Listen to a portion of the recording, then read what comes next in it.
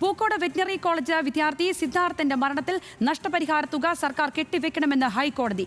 7 ലക്ഷം രൂപ 10 ദിവസത്തിനുള്ളിൽ രജിസ്ട്രിയിൽ കെട്ടിവെക്കാനാണ് നിർദ്ദേശമുള്ളത്. മനുഷ്യാവകാശ കമ്മീഷൻ നിർദ്ദേശിച്ച നഷ്ടപരിഹാരത്തിനെതിരെ സർക്കാർ സമർപ്പിച്ച ഹർജിയിലാണ് ഹൈക്കോടതിയുടെ നിർദ്ദേശം വന്നിരിക്കുന്നത്.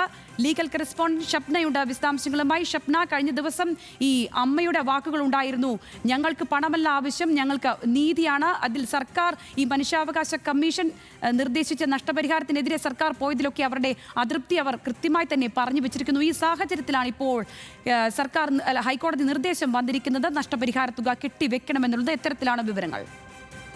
സംഗീത, പൂക്കോട് വെറ്റിനറി സർവകലാശാലയിലെ സിദ്ധാർത്ഥന്റെ മരണവുമായി ബന്ധപ്പെട്ട് മനുഷ്യാവകാശ കമ്മീഷൻ 7 ലക്ഷം രൂപ ഈ കുടുംബത്തിന് നഷ്ടപരിഹാരം നൽകണമെന്ന് മാസങ്ങൾക്ക് മുമ്പ് വിധിച്ചിരുന്നതാണ്. എന്നാൽ ഈ ഉത്തരവ് സർക്കാർ പൂഴ്ത്തിവെച്ചു എന്നൊരു ആരോപണം നിലനിന്നിരുന്നു.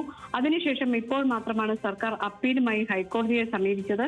ഇത്തരത്തിൽ ഹൈക്കോടതിയിൽ ഹർജി നൽകിയതിനെ തുടർന്നാണ് നഷ്ടപരിഹാര തുക രജിസ്ട്രിയിൽ സർക്കാർ കെട്ടിവെക്കാൻ ഹൈക്കോടതി ഇന്ന് നിർദ്ദേശം നൽകിയത്. 7 ലക്ഷം രൂപയാണ് കെട്ടിവെക്കേണ്ടത്. 10 ദിവസത്തിനുള്ളിൽ ഈ തുക രജിസ്ട്രിയിൽ കെട്ടിവെക്കണം. മനുഷ്യാവകാശ കമ്മീഷൻ ഉത്തരവിനെതിരെ ഹർജി സമർപ്പിക്കാൻ സർക്കാർ വൈകി.